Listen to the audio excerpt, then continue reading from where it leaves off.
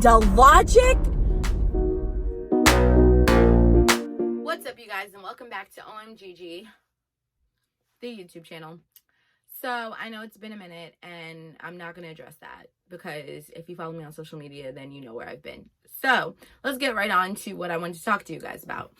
I wanted to do a review, if you can have already told by the title, of the 80s teen movie Valley Girl. And can I please just say, of all the movies I've ever seen in my lifetime, I've never watched a movie that ever made me lose a brain cell until I watched Valley Girl. Now, I knew that the movie was supposed to kind of show where the whole surfer dude, SoCal, oh my god, gag me with a spoon, so tubular, vernacular came from. I knew that movie was what sparked it, but aside from that, I did not know the basis or the context or the plot of this movie. And I just kind of feel like every time I would like look at teen 80s movies, I guess you could say, especially growing up, Valley Girls was always portrayed as like the 80s version of what Clueless is to the 90s and what Mean Girls is to the 2000s, but done horribly. So let's just talk about this movie. So there's only two people in this movie that I knew. One we would all know by face, and that's Nicolas Cage. Yes, he's in the movie and he's playing the bad boy. And when I tell you what the definition of a bad boy is in this movie, you're probably going to be disgusted. And then E.G. Daily, or she was going by Elizabeth Daily. And if you don't recognize that name, E.G. Daily voices Tommy Pickles from Rugrats. So you can like definitely YouTube Rugrats and hear what he sounds like. That's a girl. That's E.G. Daily. And I kind of feel like in her regular speaking voice in that movie, you can like low-key slightly hear a little bit of Tommy Pickles in there. It could just be me. But those are the only two people that I recognized in this whole entire movie. And the movie was like legit dumb. So basically it's these group of popular girls and they're all like, oh my god, gag me with the spoon, my mom won't give me her credit card. And it's just all this ridiculous like materialistic stuff that they're talking about at the mall in the food court. And then they have like the one girl that's supposed to be like the epitome of popularity, and she's supposed to be like the prettiest girl and all the guys want her, and she's dating, surprise surprise, who do you think? If you guessed the captain of the football team, you are correct, because that's just a standard stereotype in teen movies. So she's dating the head of the football team, but he's like a dork and she's over it apparently. And this is weird because it kind of shows you relationship issues have not evolved. It's like the same issues, because this movie was in the 80s and she broke up with homie because he was ignoring her and he was ghosting her. He was not answering her phone calls. He was not returning her phone calls. Like, yep. So she runs into him at the mall and she's like, oh my god, I haven't heard from you in like 3 days. Where are you? And he's all like, I don't know what you're talking about. Like, listen, dude. Like, you know, I was chilling with my homies. You know, totally tubular. Stop tripping. and she dumps him. Literally, he was going up the escalator. She and her friends, well, him and his friends were going up the escalator, and her and her friends were going down the escalator. And she was just like, I'm over it. Like, we're done. I need someone more sophisticated. So from the mall, they go to the beach, and she sees Nicolas Cage, and he sees her, and he has like this creepy loser friend.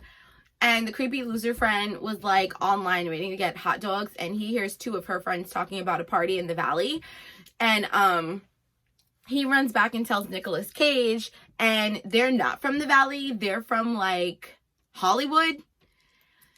And apparently the valley versus Hollywood is kind of like, according to this movie, trying to think, the valley versus Hollywood is kind of like, if I had to put it in like TV family versions, it would be the valley is Fresh Prince of Bel-Air, and Hollywood is the Proud Family. You get what I'm saying? The valley is more Carlton, And Hollywood is more like, Penny! Okay, you get it? Like, basically I'm trying to say preppy and urban and ghetto and hood rat. Okay, that's how they present it in this movie, right? So, the creeper guy and Nicolas Cage end up crashing this party, and Nicolas Cage is like, I don't want to crash this party. This is so stupid. Why do you want to be around them? You don't even know them. So they walk in and they automatically look weird because literally all the guys are dressed like Carlton Banks and all the girls are dressed like Hillary Banks. And then you have them dressed like freaking Ace Ventura. I'm sorry, but literally that's how they're dressed. And so he sees the girl. I don't even know this chick's name, but like the main female that broke up with her boyfriend and everyone wanted to be with her. He sees her at the party, and so she starts talking to him because she was attracted to him at the beach, but they never like actually spoke or anything. And I guess she never thought that their paths would cross. Obviously, why would you think your path would cross with a random stranger who looks like Ace Ventura? The world may never know. So they're talking, and then her ex-boyfriend sees them talking, and like the little punk that they are, they decide to jump Nicolas Cage and kick them out of the party. Now, side note, there's like this tiniest little story going on this side where one of their friends likes this guy, but she has a stepmom that's literally only 3 years older than her. And the stepmom is interested in that guy because she thinks that he's cute. And it was just like, wait, what? Like, what? So that's like a side part, right? So they get mad, they kick him out. Nicolas Cage and his creepy friend get in the car and they drive off, and he's like, nah, forget that. Like, we're going back. Like, I want her number and da-da-da-da-da. So they drive back, and instead of like just going through the door, he climbs all the way up the side of the house into the bathroom and hides in the shower, hoping that she would like come out and see him, right? Now, while this is all going on, her ex-boyfriend who just beat this dude up is talking to E.G. Daily. So Tommy Pickles, he's talking to her and convinces her to like go into the girl who's hosting the party, who is the side note story with the stepmom and the other kid. Convinces her to like go into there and into her bedroom and like start making out. And then there's some nudity. Yes, there's nudity. So, you know, follow those ratings for the movie. Follow your age. And she goes, so does this mean we're like together? And he's like, what do you mean? I used to go out with your best friend. You're like a hoe. No. And how disgusting that you would be trying to get with me, knowing that we just broke up. You're disgusting and not a good friend. So then she feels bad and it's just awkward with her and that guy throughout the rest of the movie. So back to Nicolas Cage being in the shower, waiting for this chick to come in.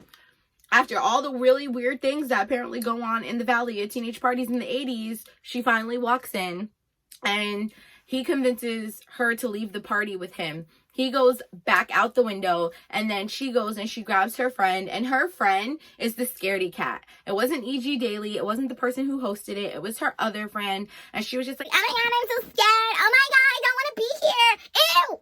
Ew! Ew, we don't even know them. They could stalk us. Ew, we're in Hollywood. Ew, where have these seats been? And then Nicolas Cage gets them into like this club in Hollywood. And like, granted, the way that the cinematography was, it made Hollywood seem like really weird, really sketch, real scary. Like they was in certain parts of the Bronx, certain parts of Brooklyn. And it's just like, it's Hollywood. But then again, I don't know what California was like in the 80s. I don't. So, but I'm just saying, like, this is how they're making it seem. So they go into the club and she's like, oh my god, I can't touch this seat. It's so disgusting. Oh my god. We'll call that girl Veronica because I really don't remember her name. Veronica, I don't want to be here. Like, can we please go? What are we going to tell our friends? Oh my god.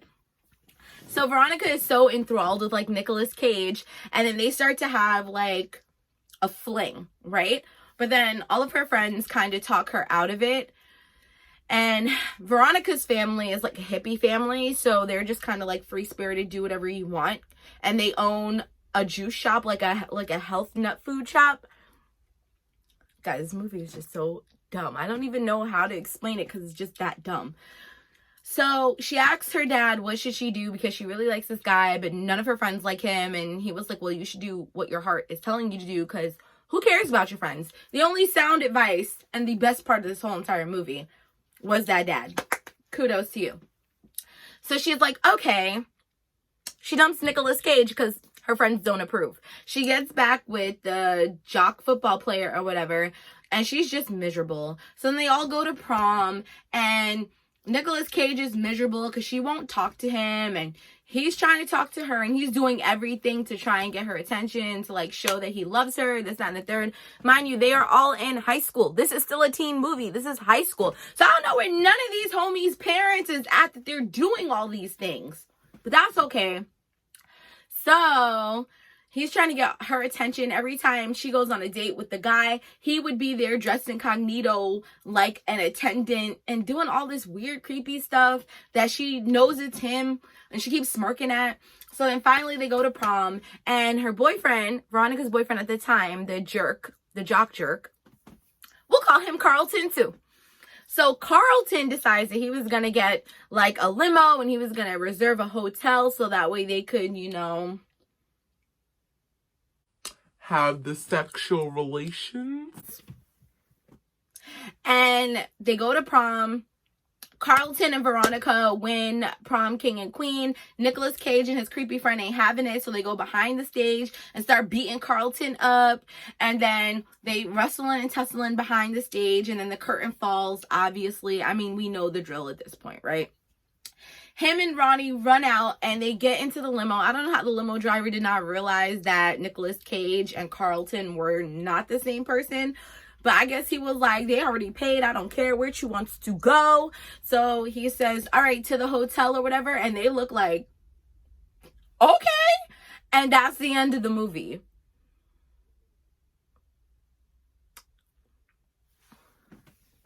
Have you ever heard the term vapid and shallow? I have. And I have never seen a movie that exemplified that more. Now, I'm not saying that there aren't movies that don't exemplify that, but I'm saying I personally have never seen them. That movie was ridiculous. Like, I watched that movie and I was so upset because, like, here's a movie I've been waiting to see for years. Like, for literal years, I've been waiting to see this movie. And finally, I get hit with quarantine where I have to teach remotely and I've got no choice but to stay in my house. So it's like, I'm gonna watch this movie. And then I watch the movie and I'm asking myself, why? I'm asking myself, who really sat in the writer's room and was like, you know, this is a great plot. This is a great plot. And basically they tried to make it a summer fling that happened throughout the course of the school year. But, like, it was just so dumb. And then, I forgot to mention that while Veronica and Nicolas Cage were broken up, he was so upset. He went back to the club and then he had the relations with his ex-girlfriend. And then he almost got beat up by a bunch of Hispanics in a truck.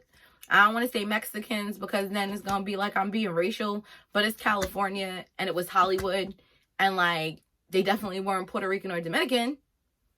But a bunch of Hispanics in a truck. He tried to pick a fight with them. And he almost got beat up. His creepy friend pulled him away. And he's just, I'm so in love. And she don't want to be with me. Guys, that movie is just so dumb. Like, the whole concept was dumb. Like, and I also thought that it was really dumb that the only reason why he was the bad guy was because he was supposedly from the hood. He wasn't the bad guy because he drove a motorcycle or because he really went against the grain. He was solely grain. He went against the grain. Excuse me. He was solely the bad guy because of the fact that he was from the hood.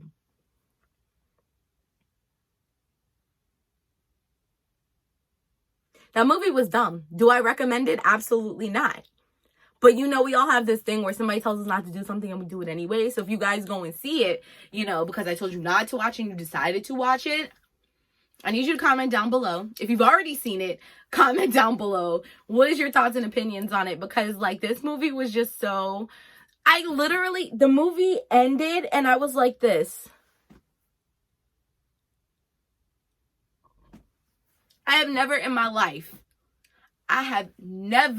life seen a movie where I just felt so dumbfounded by the end. And I've seen some movies, like that movie, The Door. I also finally watched Annie Hall, another movie that left me like, what? But that movie just had me like, I swear, with every passing 60 seconds, a brain cell was lost. Because why? That movie is not comparable to Clueless or to Mean Girls. It was just dumb. If you want to watch a teen movie that has more substance, more interesting characters, a better plot, that's really fun to watch, go watch Ferris Bueller's Day Off. Go watch The Breakfast Club. Even Earth Girls Are Easy was better than this movie. Like, this movie was just... This movie was so bad that I had to come on here after not being on here since Taylor Swift's documentary and tell you about it. So I should tell you something. Either way, that's neither here nor there because we already did the review. I already watched it. I can't take it out of my brain. I can't take it out of my eyeballs. I cannot get those brain cells back. Not during this quarantine. Anyway, so that is it for this video, you guys. I hope you enjoyed it. If there's any movies or anything, I would say more so movies because I'm not a big TV person, which is why it's so hard for me to do TV reviews for you guys because I get bored real easy and I lose interest. But like Pretty Little Liars was different. Even Once Upon a Time, I still haven't seen the last season of Once Upon a Time. So like if there's anything you guys like and you're interested in seeing me review, please let me know in the comments down below and I'll be seeing you later. Also, if you want to see me faithfully every week, I have a podcast, OMGiGi podcast. It is played wherever you listen to your podcasts and you can always see me there. And again, I'm always taking topics there so you can leave them down below as well. I'll see you later. Loves and likes ya. Bye.